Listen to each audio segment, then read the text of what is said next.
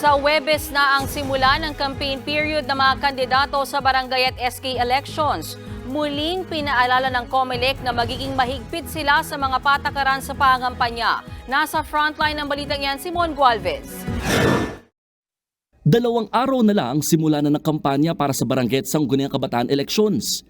Kaya naman muling inilatag ng COMELEC ang mga patakaran nito ngayong campaign season. Sa sukat ng mga campaign materials, dapat 2x3 feet lamang. Bawal yan ipaskil kung saan-saan bukod sa common poster areas.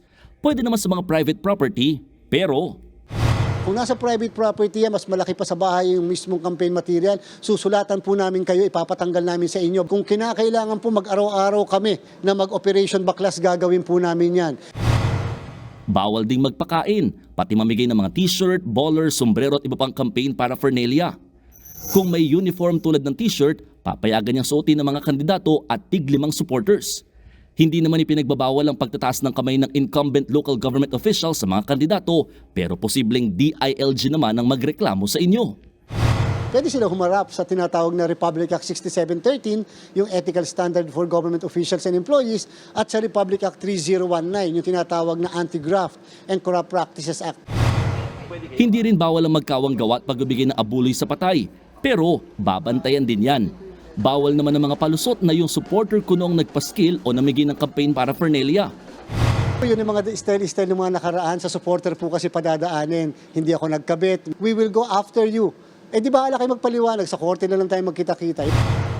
Sa ngayon, 98% na raw handa ang COMELEC para sa botohan sa October 30.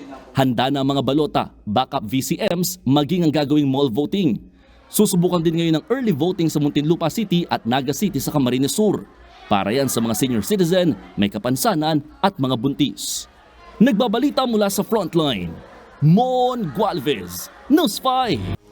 Mga kapatid, may Los Baños po. Huwag magpahuli sa mga balita at impormasyong dapat ninyong malaman. Para sa mas malawak na balitaan at diskusyon, mag-follow at mag-subscribe sa social media pages ng News 5.